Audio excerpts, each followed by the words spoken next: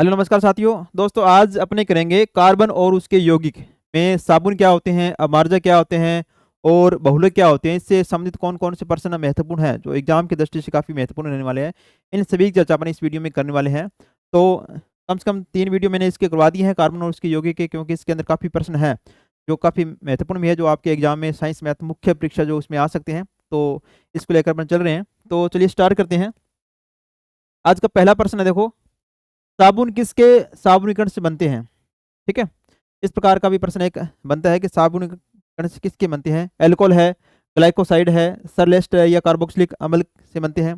तो याद रखना, जो साबुन होते हैं, साबुन क्या होते हैं, कार्बोक्सिलिक अम्ल के दीर्घ श्रृंखला के रूप में पोटेशियम और सोडियम के लवण होते हैं। तो यहाँ से इसका आंसर क्या हो जाएगा, कार्बोक्सिलिक अम्ल के। ठीक है, कार्बोक्सिलिक अम्ल के साबुनीकरण से ही बनाए जाते हैं। चलिए नेक्स्ट देखिए, साबुन का उप उत्पाद है, यानी कि जब साबुन का निर्माण किया जाता है तो एक विशिष्ट उत्पाद के रूप में पदार्थ प्राप्त होता है। इसमें क्या होता है, देखो, आइसोप्रीन है, ग्लिसरॉल है, ब्यूटेन है या एथिलीन ग्लाइकोल है। तो इसमें उप उप उत्पाद के रूप में क्या हो जाएगा, इसका ग्लिसरॉल हो जाएगा।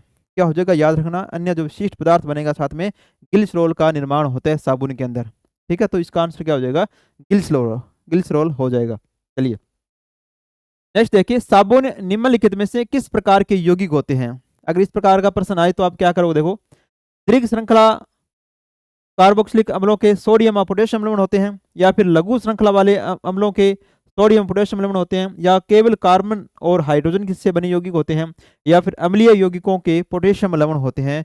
तो क्या होता है, देखिए बताइए, इसमें क्या हो गए, ये दीर्घ श्रृंखला वाले, याद रखना, दीर्घ श्रृंखला वाले कार्बोक्सिलिक अम्लों के सोडियम, याद रखना, सोडियम और पोटेशियम, ये दो शब्द याद रखना, सोडियम पोटेशियम, और क्या होते हैं, कार्बोक्सिलिक अम्लों के, ये दीर्घ श्रृंखला वाले होते हैं, यानी कि एक लंबी श्रृंखला वाले होंगे, याद रखना, लघु श्रृंखला वाले नहीं होंगे। ठीक है, इस प्रकार का भी ऑप्शन में डाल सकते हैं। तो क्या हो जाएंगे, दीर्घ श्रृंखला वाले कार्बोक्सिलिक अम्लों के सोडियम या पोटेशियम लवण है, वो क्या होते हैं, साबुन होते हैं। ठीक है, चलिए नेक्स्ट देखिए, पारदर्शी साबुन बनाने के लिए निम्नलिखित में से किसका प्रयोग किया जाता है। जो मृदु साबुन होते हैं, कोमल साबुन होते हैं, जैसे नहाने वगैरह के लिए साबुन बनाए जाते हैं, कोमल साबुनों का निर्माण किया जाता है। तो किसकी सहायता से किया जाता है, देखो, शुद्ध पानी है, ग्लिसरीन है, ठीक है, बोरिक अम्ल है, एसीटोन है। तो इसका जो निर्माण किया जाता है किसके किसके किया जाएगा, ग्लिसरीन से किया जाएगा, याद रखना, ग्लिसरीन से। ठीक है, मृदु साबुन है, पारदर्शी साबुन बनाने के लिए ग्लिसरीन का यूज करते हैं। ठीक है, चलिए, साबुन के अणु में आयनिक भाग और कार्बन श्रृंखला किससे पारस्परिक क्रिया करती है। जब साबुन या मार्जक के मिश्रित संरचना का निर्माण होता है तो इसमें दो मुख्य भाग होते हैं। ठीक है, एक तो क्या करता है, जल को स्नेही करता है, ठीक है, जल से जुड़ने का कोशिश करता है। एक क्या करता है, जो उसके अंदर गंदगी होती है, तेल या पदार्थ होता है, उससे जुड़ने का कार्य करता है। तो इसमें क्या होगा, देखो, इसमें क्या हो जाएगा,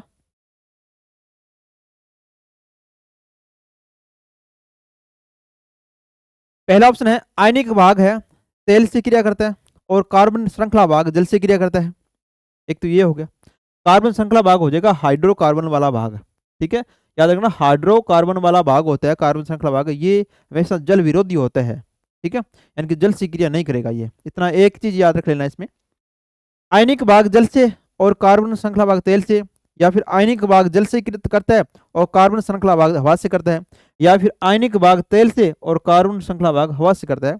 इसमें तो आयनिक भाग होता है, यानी कि जो ध्रुवीय भाग होता है, आयनिक भाग किसे बोलेंगे, ध्रुवीय भाग होता है, वो क्या जल से नहीं होता है, जल की ओर खींचता है वो। और हाइड्रोकार्बन भाग जो अध्रुवीय भाग होता है, वो क्या क्या होता है, जल विरोधी होता है। जल विरोधी होने का मतलब ये हुआ, वो तेल से क्रिया करने की कोशिश करता है। तो इसका क्या हो जाएगा आंसर, बी नंबर हो जाएगा, यानी कि आयनिक भाग यानी कि ध्रुवीय भाग जल से नहीं हो गया तो जल से क्रिया करेगा। और कार्बन श्रृंखला भाग यानी कि हाइड्रोकार्बन वाला भाग होता है, जो जल विरोधी होता है, वो क्या करेगा, तेल से क्रिया करेगा। तो इस प्रकार की ये मिसेल का निर्माण करेगा और ये गंदगी को बाहर निकालने की कोशिश करेगा। ठीक है, चलिए नेक्स्ट देखिए, इस प्रकार का एक मिसेल का निर्माण होता है साबुन में या मार्जक में, जब भी कपड़ों को, ठीक है, धोया जाता है तो। ठीक है, ध्रुवीय भाग हो गया, ये क्या हो गया, इसका ध्रुवीय भाग हो गया, अध्रुवीय भाग। ठीक है, इस प्रकार मेल या गंदगी बीच में आ जाती है दोनों को क्रिया करने के बाद। ठीक है, इस प्रकार कपड़ों को साफ किया जाता है। ये मिसेल का इस प्रकार का भी प्रश्न बन सकता है कि मिसेल जो बनते हैं अमार्जक में, एक संरचना बनती है साबुन और अमारजक में, किस प्रकार की उस संरचना का नाम बताइए। तो क्या होगा, विसेल संरचना होगा, याद रखना। ठीक है, चलिए। कठोर जल में कौन से आयन होते हैं, जो कठोर जल होते हैं उसके अंदर आयन कौन सा होती है, इस प्रकार का भी प्रश्न बन सकता है। बताइए इसमें। कैल्शियम और मैग्नीशियम आयन होते हैं। देखो जब दिया होगा तो इस प्रकार का भी आपको मिल सकता है अकेला, तो इस पे, या मैग्नीशियम के आयन होते हैं, ठीक है, सोडियम पोटेशियम के होते हैं, या आयोडीन या क्लोरीन के आयन होते हैं, या फिर हाइड्रोक्साइड या बाइकार्बोनेट के आयन होते हैं। तो याद रखना इसमें कठोर जल होता है। ठीक है, कठोर जल में साबुन ज़्यादा क्रिया नहीं करता है। कठोर जल में कपड़ों धोने के लिए अमार्जक का यूज करते हैं, तो इसके अंदर क्या होता है, कैल्शियम और मैग्नीशियम के आयन होते हैं, याद रखना, कैल्शियम और मैग्नीशियम के आयन होते हैं कठोर जल में, इतना याद रखना। इस प्रकार के क्वेश्चन काफी बार आए हुए हैं। कठोर जल में कैल्शियम और मैग्नीशियम के आयन होते हैं। चलिए, साबुन के अणु में किस प्रकार की संरचना तैयार करते हैं, साबुन में किस प्रकार की संरचना होती है, देखो ये आ गया, पिरामिड संरचना होती है, सर्पिल संरचना होती है, मिश्रित संरचना बनती है, या गोलाकार संरचना बनती है। साबुन के अंदर, अमार्जक के अंदर जब कपड़ों को धोया जाता है तो इस प्रकार की संरचना बनती है, तो उस संरचना को अपने क्या पढ़ते हैं, उस संरचना को पढ़ते हैं अपने मिसेली संरचना बनती है। ठीक है, मिसेली संरचना बनती है। इसमें कार्बन श्रृंखला वाला भाग होता है, आयनित भाग वाला भाग होता है। कार्बन श्रृंखला भाग वाला भाग क्या होता है, जल विरोधी होता है, वो तेल से क्रिया करता है, और आयनिक भाग होता है वो जल से नहीं होता है, तो जल से क्रिया करता है, तो इस प्रकार कपड़ों की धुलाई होती है। तो क्या होगा इसमें, मिसेली संरचना का निर्माण करेगा, याद रखना, मिसेली संरचना का निर्माण करेगा। ठीक है, चलिए। अमार्जक के बारे में निम्नलिखित कथनों में कौन सा सही है। तो अमार्जक है, अमार्जक केवल मृदु जल में कार्य करते हैं, या फिर अमार्जक कठोर जल में कार्य नहीं करते, अमार्जक कठोर और मृदु दोनों प्रकार के जल में कार्य करते हैं, या फिर अमार्जक केवल साबुन की तरह कठोर जल में कार्य करते हैं। ठीक है, चलिए, इसमें क्या होगा, अमार्जक कठोर और मृदु दोनों प्रकार के जल में कार्य करते हैं, याद रखना। अमार्जक होंगे जो कठोर और मृदु दोनों प्रकार में जल में क्रिया करते हैं, इसमें याद रखना ये। चलिए, नेक्स्ट देखिए, नेक्स्ट है, इस प्रकार का एक भाग होता है जब मिश्रित संरचना का निर्माण होता है, तो ये एक इस प्रकार की इसमें संरचना बनती है। ठीक है,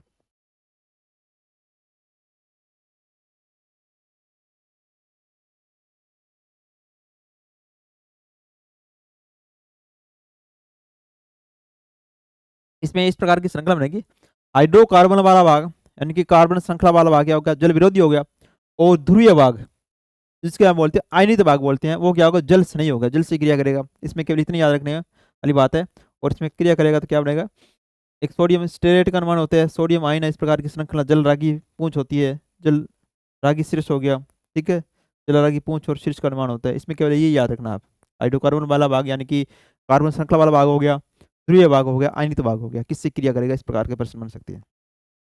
नेक्स्ट देखिए, अमार्जक सामान्यतः किस प्रकार के यौगिक होते हैं, जिस प्रकार साबुन जो होती है कार्बोक्सिलिक अम्लों के सोडियम और पोटेशियम के लवण होते हैं, उसी प्रकार जो अमार्जक होते हैं ये किस प्रकार के यौगिक होंगे। देखो, लंबी कार्बन श्रृंखला वाले सल्फोनिक लवण या अमोनियम लवण होते हैं, या फिर दीर्घ श्रृंखला वाले कार्बोक्सिलिक अम्लों के सोडियम पोटेशियम लवण होते हैं, या फिर छोटे कार्बन श्रृंखला वाले अमोनियम लवण होते हैं, या फिर छोटे कार्बन श्रृंखला वाले सल्फोनिक लवण होते हैं। इसमें देखिए क्या हो गए, इसमें अपने साबुन के बारे में क्या पढ़ा है, कि साबुन के बारे में पढ़ा है कि दीर्घ श्रृंखला वाले होते हैं ये कार्बोक्सिलिक अम्लों के, पोटेशियम और सोडियम के लवण होते हैं। तो याद रखना इसमें अमार्जक के लिए क्या होगा, लंबी श्रृंखला वाले या दीर्घ श्रृंखला वाले, इसमें क्या होंगे, सल्फोनिक लवण, या तो सल्फोनिक लवण होंगे या अमोनियम के लवण होंगे, इसके सल्फोनिक या अमोनियम के लवण होती है दीर्घ श्रृंखला वाले, किसमें, अमार्जक में होते हैं। और साबुन में क्या हो जाएंगे, कार्बोक्स दीर्घ श्रृंखला वाले कार्बोक्सिलिक अम्लों के सोडियम या पोटेशियम लवण हो जाएंगे, इसमें ये याद रखना आप। चलिए, नेक्स्ट देखिए, देखिए वीडियो अगर अच्छे लग रहे हैं तो वीडियो को शेयर भी कर दीजिए, लाइक भी कर देना, और कमेंट जरूर करना कि मैं जो सीरीज चल रही है आपको अच्छी लग रही है, नहीं लग रही है, इसमें कुछ सुधार की जरूरत है, कुछ भी जो भी है आप कमेंट जरूर कीजिएगा। ठीक है, चलिए नेक्स्ट देखिए, दिए गए में से कौन सा साबुनीकरण प्रतिक्रिया दर्शाता है, जो साबुनीकरण की अपनी अभिक्रिया पढ़ते हैं कि इसमें कौन सा है जो साबुनीकरण की क्रिया को दर्शाएगा। देखिए, CH3COO ने प्लस सोडियम हाइड्रोक्सी क्रिया, बिना वो जो चूना क्रिया कराते हो तो मीथेन का निर्माण होता है, सोडियम कार्बोनेट बनता है। ठीक है, एसिटिक एसिड है, एथेनॉल प्लस एथेनॉल की क्रिया और सल्फ्यूरिक अम्ल की क्रिया कराती हैं तो जल और ठीक है, इसका निर्माण होता है। या फिर CH3COO, सोडियम लवण है, सोडियम स्टेरेट का निर्माण होता है, एथेनॉल का निर्माण होता है, या एस्टिक अम्ल की कराते हैं, सोडियम सिक्रिया कराते हैं तो ठीक है, सोडियम स्टीरेट या फिर हाइड्रोजन का निर्माण होता है। इसमें क्या हो जाएगा, इसमें याद रखना, ये 3 नंबर याद रखना आप, इस 3 नंबर याद रखना आप, 3 नंबर को याद रखिएगा। इसमें क्या होगा,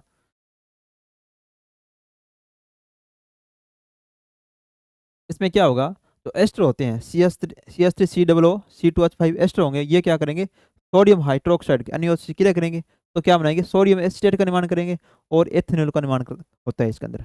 इसमें याद रखना, ये इक्वेशन याद रखना है इस प्रकार, अगर आई भी जाए तो इस प्रकार के ये इक्वेशन याद रखना, 3 नंबर आप। नेक्स्ट देखिए, निम्नलिखित में से कौन सा उदाहरण बहुलकीकरण का है। इसमें एथिन है जो एकलक इकाई जुड़कर बहुलकीकरण के से पॉलीथीन का निर्माण होता है, या फिर एथेनॉल का जल से विक्रिय है, कार्बन डाइऑक्साइड का अमोनिया से विक्रिय है, या फिर सोडियम हाइड्रोक्साइड और एसिड के बीच में विक्रिय है। तो इसमें बताइएगा क्या होगा इसका आंसर। इसका जो आंसर हो जाएगा, बहुलकीकरण के बारे में पूछ रहे हैं तो इसमें क्या होगा, एथिन की इकाइयाँ, एथिन की एक एकल इकाइयाँ होती है, बहुत सारी इकाइयाँ जुड़ गई तो क्या हो गया, बहुलकीकरण हो गया। तो ये जुड़ के क्या बनाएगी, पॉलीथीन का निर्माण करेगी, पॉलीथीन का निर्माण करेगी। एथिन का मतलब ये हो गया C2H4, इसकी बहुत सारी इकाइयाँ अन्य इकाइयाँ होगी, बहुत सारी अन्य इकाइयाँ जुड़ेगी, उसको क्या कह देंगे, बहुलकीकरण कहेंगे। तो क्या बनेगा, पॉलीथीन का निर्माण होगा, एक बहुलक होता है जो पॉलीथीन का निर्माण होगा, याद रखना इसमें। ये क्या होता है, बहुलकीकरण का एक बेस्ट उदाहरण है इसका। देखिए टेस्ट सीरीज 1.0 है, साइंस के लिए चल रही है, 9 क्लासेस के पेपर मिल जाएगी आपको, और इसमें बहुत ही शानदार तरीके से पेपर बनाए गए हैं, और इसके अंदर ई नोट्स भी आपको मिल जाएगा। जो भी आपको टॉपिक कमजोर है ऐसा लग रहा है तो इसमें ई नोट्स है, क्वेश्चन वगैरह बहुत कुछ इसके अंदर आपको फ्री में उपलब्ध कराया जाएगा। तो अभी टोटल जो टेस्ट होंगे 15 टेस्ट इसके अंदर है, माइंड टेस्ट है, रिवीजन टेस्ट है, और एक मेजर टेस्ट होगा। तो आप ज्वाइन करना चाहो तो 9 क्लासेस के पर जाकर वहाँ पर से ज्वाइन कर सकते हो। इसमें देखिए नेक्स्ट देखो, इसमें एथीन है एकल के बहुलकीकरण से क्या प्राप्त होता है, ये अभी क्वेश्चन बढ़ा था। इस प्रकार का भी एक अलग प्रश्न अगर बनना चाहे तो इस प्रकार बन सकता है कि एथीन है, उसमें एकल इकाइयाँ हैं, एकलक इकाइयाँ जुड़कर उसका बहुलकीकरण कराएंगे तो क्या बनेगा, तो क्या बनेगा, यानी कि एथीन की इकाइयाँ हो गया, C2H4 एथीन हो गया, यानी कि एल्कीन की बात करा है, एथीन हो गया। तो ये बहुत सारी इकाइयाँ जुड़कर किसका निर्माण करेगी, प्रोपिन का निर्माण करेगी, ब्यूटेन का निर्माण करेगी, एथेनॉल का निर्माण करेगी, या पॉलीथीन का निर्माण करेगी। तो याद रखना पॉलीथीन का निर्माण करती है, जो कि एक क्या होता है, बहुलक होता है। इस प्रकार का भी प्रश्न आपके बन सकता है, पॉलीथीन का निर्माण करती है। निम्नलिखित में से कौन सा प्राकृतिक बहुलक का उदाहरण है। इसमें आपको याद रखना है कि कौन कौन से प्राकृतिक है, कौन कौन से कृत्रिम कृत्रिम बहुलक है। यहाँ से भी प्रश्न एक महत्वपूर्ण प्रश्न बनते हैं। इसमें देखो प्राकृतिक बहुलक है, जो प्रकृति में जो वस्तुएं प्राप्त होती है उनसे बहुलक का निर्माण किया जाता है। तो कौन सा, देखो रेशम है, नायलॉन है, पॉलीथीन है, या पॉलीप्रोपिलीन है। तब ये आप पता है कि नायलॉन जो होता है संश्लेषित होता है, रासायनिक अभिक्रिया द्वारा बनाया जाता है। पॉलीथीन भी एथिन की जो इकाइयाँ होती है बहुत सारी जुड़कर ये बनती है। इसके अलावा पॉलीप्रोपिलीन है, ये भी संश्लेषित बहुलक है। परंतु रेशम जो होता है, जो कीटों के माध्यम से हमने प्राकृतिक रूप से प्राप्त होता है रेशम, तो इस प्रकार क्या हो जाएगा, ये प्राकृतिक हो जाएगा, प्राकृतिक रेशम हो जाएगा। इसके अलावा देखो प्राकृतिक कौन कौन से होते हैं, प्राकृतिक बहुलक वे होते हैं जो प्राकृतिक स्रोतों जैसे पेड़ पौधों से, जंतुओं से प्राप्त होते हैं, जैसे रेशम है। इसमें याद रखना सभी के सभी रेशम एक प्राकृतिक बहुलक है। जूट, इसको सुनहरा रेशम कहते हैं, सुनहरा रेशम कहता है, कहते हैं जूट को। कपास हो गया, ऊन हो गया, स्टार्च हो गया, प्रोटीन है, प्राकृतिक रबर है, सेल्यूलोज हो गया, और न्यूक्लिक अम्ल हो गया। ये सभी के सभी क्या हो जाएंगे, प्राकृतिक हो जाएंगे। ठीक है, प्राकृतिक बहुलक हो जाएंगे। प्राकृतिक बहुलक के उदाहरण जैसे ये सभी जैविक स्रोतों से आते हैं और इनके उपयोग विभिन्न प्रकार की प्राकृतिक प्रक्रियाओं में होते हैं। इन सभी को याद रखना, ये सारे के सारे क्या होंगे, प्राकृतिक बहुलक होंगे। इस प्रकार का भी नॉर्मल प्रश्न बनाना चाहिए तो इस प्रकार का बन सकता है। इस जो प्रश्न बनते हैं आज तक इसी प्रकार के प्रश्न बनते हैं। अब देखो निम्नलिखित में से कौन सा प्राकृतिक बहुलक का उदाहरण नहीं है। अगर इस प्रकार प्रश्न आ जाए कौन सा प्राकृतिक बहुलक का उदाहरण नहीं है, इसका मतलब ये पूछ रहा है, क्या पूछ रहा है, ये पूछ रहा है कि कौन सा बताइए भी कृत्रिम कौन सा होगा। देखो रेशम हो गया, रेशम अपने पढ़ा कि एक प्राकृतिक है, जूट एक प्राकृतिक है, प्रोटीन एक प्राकृतिक पढ़ा है। परंतु पॉलीथीन है, पॉलीथीन क्या हो गया, कृत्रिम के माध्यम से तैयार किया जाता है पॉलीथीन को, तो इसका क्या हो जाएगा, पॉलीथीन हो जाएगा। क्या हो जाएगा, पॉलीथीन हो जाएगा। जब ये प्रश्न कर रहे हो तो चारों ऑप्शनों को अच्छी तरह से पढ़कर दिया करो। अगर जल्दबाजी करते हैं अपने, कई बार क्या होता है 2 या 3 प्रश्नों की मात खा जाते हैं और वहीं पर अपने रगड़े जाते हैं। क्योंकि लगभग अगर रहते भी है अपने, यानी अच्छी तरह से तैयारी करके गए हैं, तो 1 या 2 नंबरों से ही रहते हैं। तो ऐसा मत किया करो। जब भी पढ़ो आप अच्छी तरह से पढ़ने के बाद आंसर दिया करो, तो आंसर आपका गलत होने के चांसेस बहुत कम रहते हैं। ये छोटी छोटी टेक्निक होती हैं पेपर को फाइट करने के लिए, क्योंकि आप भी उतना पढ़ रहे हो और आपका पड़ोसी भी उतना पढ़ रहा है, उसका सिलेक्शन हो जाता है और आपका सिलेक्शन नहीं होता है। क्योंकि क्यों नहीं होता है इसका थोड़ा सा अगर आप 2 या 3 पेपर दे चुके हो तो थोड़ा सा अपने आप पर निरीक्षण किया करो कि पेपर मेरा सिलेक्शन क्यों नहीं हो रहा है, किस वजह से और क्यों नहीं हो रहा है, क्या मेरे में कमी है। मैं भी उतना पढ़ रहा हूँ और पास वाला भी उतना पढ़ रहा है, वो सिलेक्शन ले जाता है और मैं सिलेक्शन से रह गया, ठीक है, रह गई या रह गया, जो भी है। तो आप थोड़ा सा मनन किया करो किस प्रकार को फाइट करना है। स्ट्रेटेजी एक बेस्ट स्ट्रेटेजी होगी आपके पास तो आप जरूर पेपर को फाइट कर जाए करोगे। और एक कड़ी मेहनत देखो जरूरी है, मेहनत के बेरा कुछ भी नहीं हो सकता, मेहनत जरूरी है, मेहनत तो करनी पड़ेगी। ऐसा नहीं है कि जैसे मैं क्वेश्चन करवा रहा हूँ कि करा रहा हूँ या आप मेहनत ना करो, तो पढ़ना पड़ेगा। पढ़ने के बाद ये अगर इस प्रकार के प्रश्न करते हो तो ज़्यादा याद रहता है, लॉन्ग टाइम तक याद रहते हैं। अगर सीधे प्रश्न कर रहे हो तो प्रश्न देखो, प्रश्न आपको 2-7 दिनों के लिए याद रहेंगे। पूरा मैटर पढ़ने के बाद प्रश्न करने, प्रैक्टिस करने जरूरी होती है। तो प्रश्न तैयार किए गए बहुत ही शानदार प्रश्न है, जो कि आरबीसी और एनसीईआरटी बुक से किया गया है। पिछला जो पेपर साइंस का आपने देखा होगा 2 या 3 पे क्वेश्चन को छोड़कर जो 11th से टच हुए थे, इसके अलावा जो प्रश्न आए थे 9th और 10th क्लास या 6 से लेकर 10 से क्लास के बीच में जो आपका कोर्स दे रखा है, जो भी चैप्टर वगैरह आते हैं आपके, उनमें से ही प्रश्न आते हैं हमेशा। ठीक है, आपकी बार भी नेक्स्ट जो एग्जाम होगा आपका 2025 की में बताया जा रहा है कि हो सकता है, तो उसमें भी इसी प्रकार के प्रश्न आएंगे, इससे ज़्यादा कुछ नहीं आने वाला। तो इसमें देखिए इसका क्या हो जाएगा, पॉलीथीन हो जाएगा। क्या हो जाएगा, पॉलीथीन हो जाएगा। निम्नलिखित में से कौन सा संश्लेषित बहुलक है, संश्लेषित बहुलक कौन सा हो जाएगा। देखो रेशम है, जूट है, नायलॉन है, प्रोटीन है। तो बताओ इस प्रकार का आ गया, ये सेम ही है।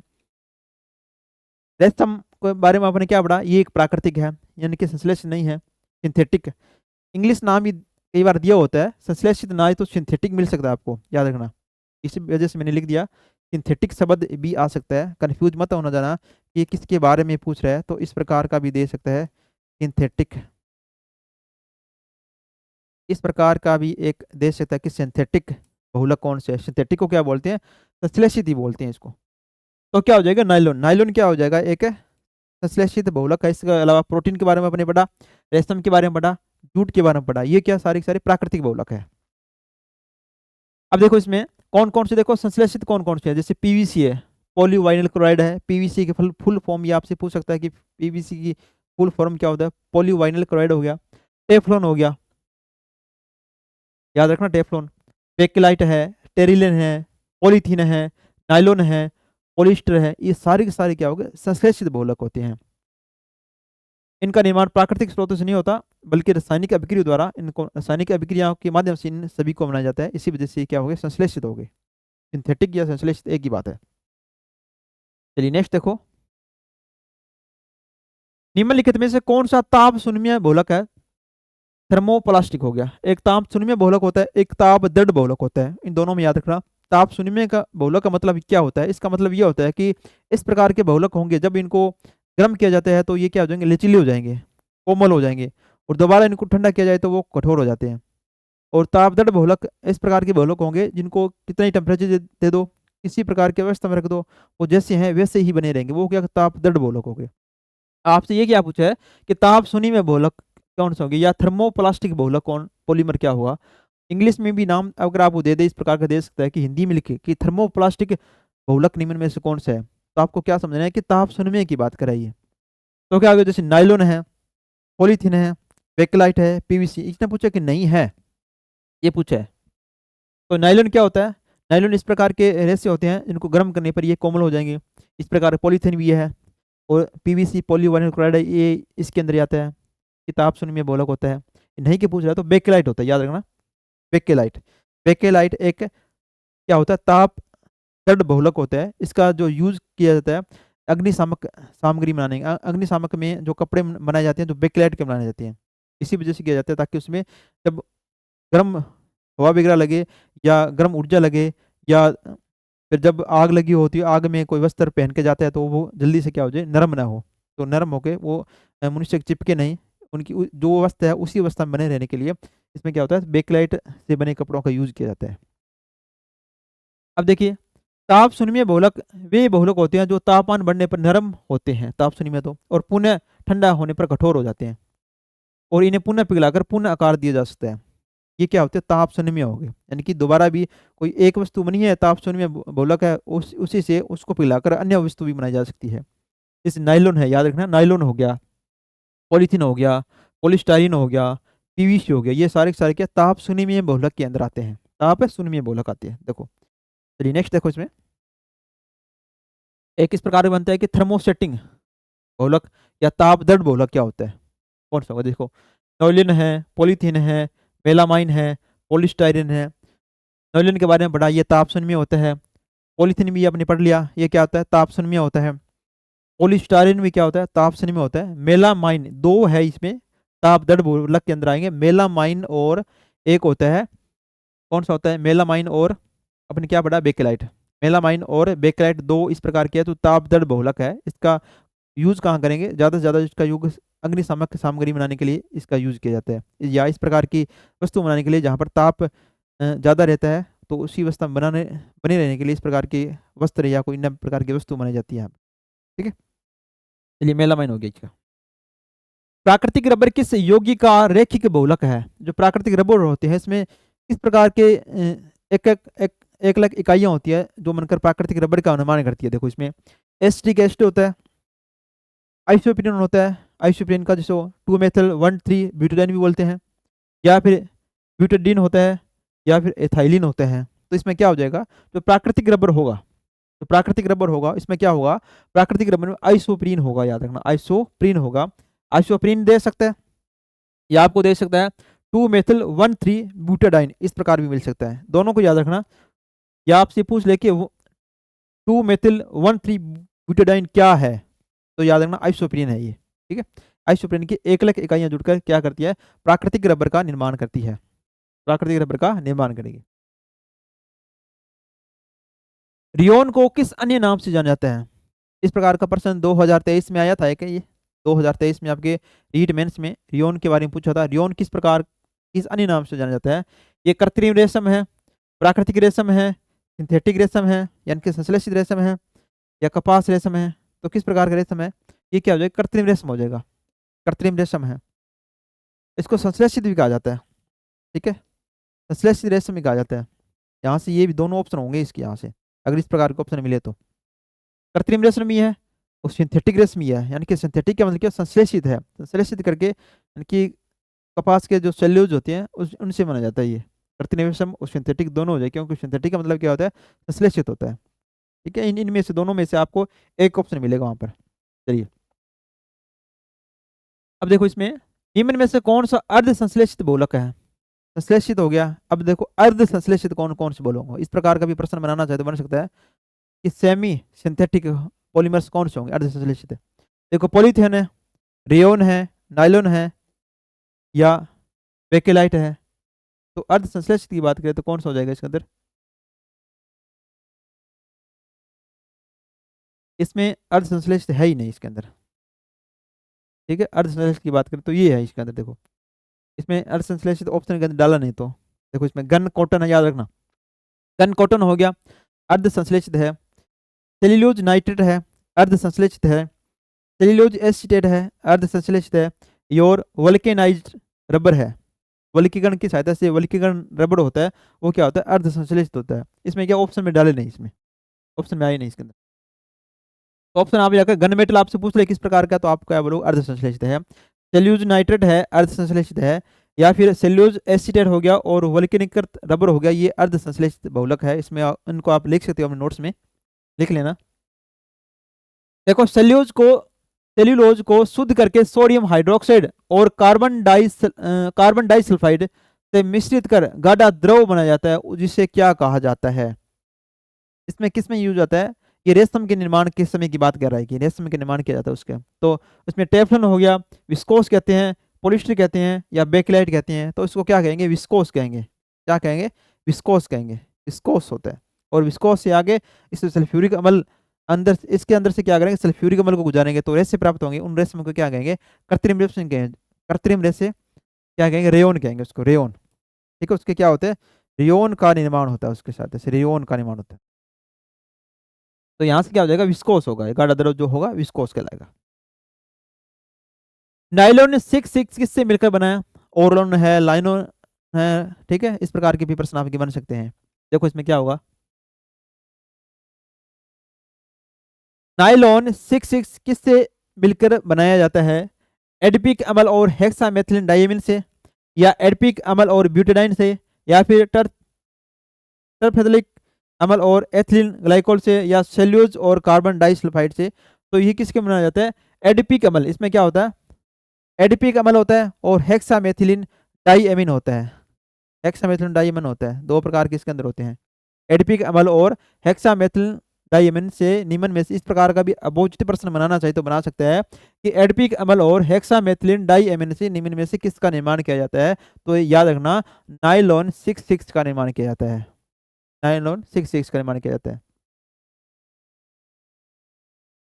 ओरलोन किससे प्राप्त होता है, इस प्रकार का भी प्रश्न बन सकता है कि ओरलोन होता है जो किससे प्राप्त होता है, एसिटोनाइट्राइल के बहुलकीकरण से, या फिर एसीटोन के बहुलकीकरण से, या ब्यूटाडाइन के बहुलकीकरण से, या मेथेनॉल के बहुलकीकरण से प्राप्त होता है। इसमें याद रखना, ओरलोन जो प्राप्त होगा एसीटोनाइट्राइल, एसीटो याद रखना, एसीटोनाइट्राइल के बहुलकीकरण से निर्माण होता है। किसका निर्माण होगा, ये ओरलोन का निर्माण होता है। एक प्रकार का बहुलक है जिसका काफी यूज किया जाता है। एक देखो डेक्रोन है जिसको क्या बोलते हैं, टेरिलिन बोलते हैं। डेक्रोन बोल दिया या टेरिलिन बोल दिया, एक ही बात है। किस प्रक्रिया से प्राप्त किया जाता है, इस प्रकार के भी प्रश्न बन सकते हैं। टेरिलिन हो गया, डेक्रोन हो गया, ग्लिसरीन और टर्फथलिक अम्ल के बहुलकीकरण से, या फिर एथिलीन ग्लाइकोल और बेंजीन के बहुलकीकरण से, या एथिलीन ग्लाइकोल और टर्फथलिक अम्ल के बहुलकीकरण से प्राप्त होता है, या फिर एथिलीन और एसिटिक अम्ल के बहुलकीकरण से प्राप्त होता है। इसमें याद रखना, जो डेक्रोन होते हैं जिसको टेरिलिन होते हैं उसको क्या होता है, एथिलीन ग्लाइकोल। एक तो हो गया इसके अंदर एथिलीन ग्लाइकोल हो गया, और टर्फथलिक अम्ल के बहुलकीकरण से प्राप्त होता है, क्या प्राप्त होगा, डेक्रोन होगा। डेक्रोन या इसको टेरिलिन बोलते हैं, इसका निर्माण होता है। इसमें याद रखिएगा दोनों को।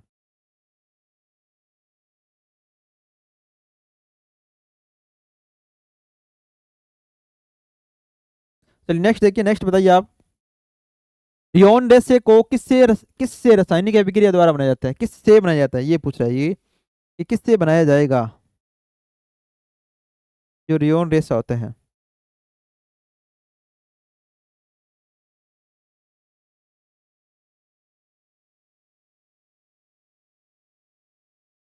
रियोन रेसा होता है, क्या नायलॉन से बनता है, सेल्यूलोज से बनता है, पॉलिएस्टर से बनता है, या रेजिन से बनता है।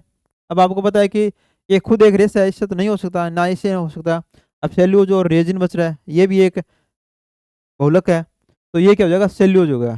सेल्यूलोज के साथ इसे बनाया जाएगा। यानी कि रियोन को किससे रासायनिक अभिक्रिया द्वारा बनाया जाता है, तो सेल्यूलोज से बनाया जाता है, याद रखना, सेल्यूलोज की सहायता से, सेल्यूलोज की सहायता से निर्माण किया जाता है।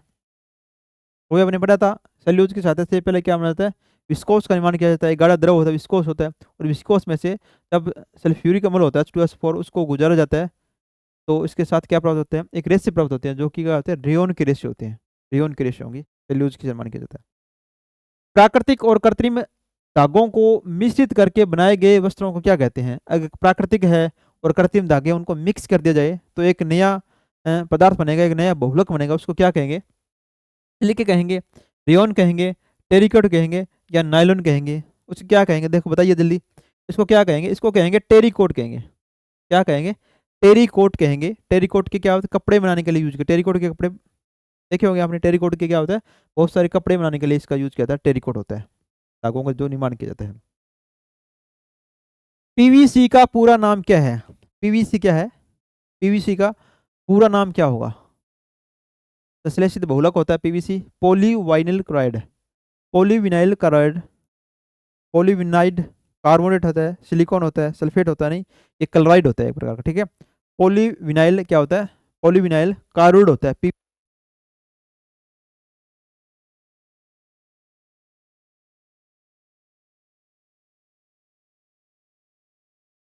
देखो नायलॉन के जो रेशे होंगे किस में होंगे, पॉलीअमाइड बहुलक से। किससे क्रिया करेंगे, पॉलीअमाइड बहुलक से क्रिया करते हैं, ये होते हैं पॉलीअमाइड। नेक्स्ट देखिए, अमार्जक कठोर जल से में भी सफाई का कार्य कर सकते हैं, क्योंकि कठोर जल के संपर्क में वे देते हैं। क्योंकि अमार्जक जो होते हैं, अमार्जक मृदु जल से भी क्रिया करते हैं और कठोर जल के साथ भी क्रिया करते हैं। इसमें देखिएगा उदासीन विलयन का निर्माण करते हैं, उदासीन विलयन है।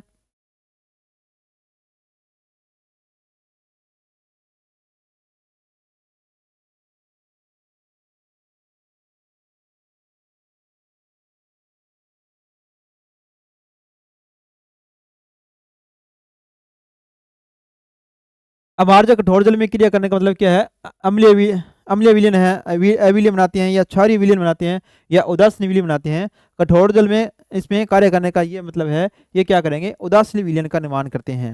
उदासीन विलयन का निर्माण करेंगे अमार्जक, याद रखना, अमार्जक उदासीन विलयन का निर्माण करेंगे। साबुन किसके मिश्रण से बनता है, इसमें याद रखना, साबुन के लिए, अमार्जक के लिए और अमार्जक है इसके लिए, और सोडियम बाइकार्बोनेट है। इस प्रकार के प्रश्न इस तीनों में बनते हैं। तो देखो, क्या ये प्रबल अमल या प्रबल क्षार होते हैं, या प्रबल क्षार या दुर्बल अमल होते हैं, या दुर्बल अमल या प्रबल अमल होते हैं, या फिर प्रबल क्षार या अविलीय अमल होते हैं। साबुन के लिए याद रखना, साबुन क्या होते हैं, प्रबल क्षार और दुर्बल अमल होते हैं।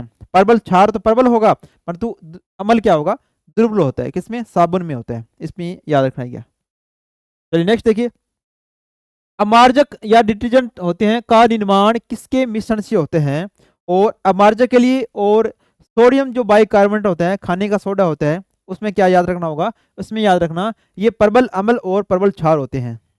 प्रबल अम्ल और प्रबल क्षार होते हैं, ये हो जाएगा इसका। प्रबल अम्ल और प्रबल क्षार होते हैं अमार्जक के अंदर। और साबुन में क्या हो जाएगा, क्षार प्रबल हो जाएगा और अम्ल क्या हो जाएगा, दुर्बल हो जाएगा। खाने का सोडा, खाने का सोडा में भी याद रखना प्रबल अम्ल और प्रबल क्षार होगा, प्रबल अम्ल और प्रबल क्षार। इस प्रकार के भी प्रश्न बनाना चाहे तो बन सकता है, प्रबल अमल और क्षार, यानी कि इसे पर क्षार और अमल में है, परंतु यहाँ से ये दे रखे, तो यहाँ पर मैं बता देता हूँ आपको। जैव चिकित्सीय अवशिष्ट के निस्तारण हेतु सर्वाधिक उपयुक्त विधि है, जो जैव चिकित्सा के अंदर यानी कि अवशिष्ट जो पदार्थ होते हैं चिकित्सा के अंदर, उनको निपटान के लिए किसी प्रकार की प्रक्रिया अपनाएंगे, ताकि पर्यावरण के अंदर प्रदूषण भी ना फैले। निस्तारण करेंगे, भस्मीकरण करेंगे, जलवर्धन करेंगे, या गहरी कुटाई करेंगे। कैसे करेंगे, क्या करेंगे, इस प्रकार के पदार्थ को निपटान के लिए क्या करते हैं, भस्मीकरण करते हैं। ठीक है, जला दिया जाता है उनको, भस्मीकरण किया जाता है, भस्म कर दिया जाता है, और बनाकर उनकी राख बना दी जाती है। निम्नलिखित में से 4R सिद्धांत क्या है, यानी कि पर्यावरण को एक शुद्ध रखने के लिए तो 4R सिद्धांत बताया गया। उसमें क्या होता है, देखो, बढ़ाएं, पुनः निर्माण करें, पुनः प्रयोग करें, पुनः प्राप्त करें। क्या होगा इसमें याद रखना, ये डायरेक्ट आप याद रख लेना, 4R सिद्धांत में उपयोग कम करें। कोई भी ऐसी सामग्री होती है जो पर्यावरण को हानि पहुंचा रही है, उनका प्रयोग क्या करना चाहिए, कम करना चाहिए। और या फिर उन्हें पुनः प्रयोग करें, इस प्रकार की सामग्री का पुनः एक बार प्रयोग कर लिया, दोबारा भी उसका उपयोग करें और पुनः चक्रित करें। पुनः चक्रित करने का मतलब ये हो गया, उसी पदार्थ से जो अपने एक बार यूज किया है, अगर वो पुराना हो चुका है या काम करने के लायक नहीं है उसे, तो उन्हें का क्या करें, पुनः चक्रित करें। उन्हें पुनः चक्रित करके उन्हीं से ही एक नया पदार्थ बनाएं और पुनः प्राप्त करें उनको। ठीक है, उपयोग कम करें, पुनः प्रयोग करें, पुनः चक्रित करें और पुनः प्राप्त करें, ये याद रखना। ठीक है, 4R सिद्धांत होता है ये, RR सिद्धांत। तो इस प्रकार ये टोटल 45 से 50% थे। तो ये आपका जो चैप्टर है कार्बन और इसके यौगिक पूरा पूरा कंप्लीट हो गया। अब नेक्स्ट चैप्टर अपने करेंगे, उसमें जो महत्वपूर्ण प्रश्न बनेंगे वो अपनी सीरीज स्टार्ट करेंगे। नेक्स्ट वीडियो में मिलते हैं, तो धन्यवाद, नमस्कार दोस्तों।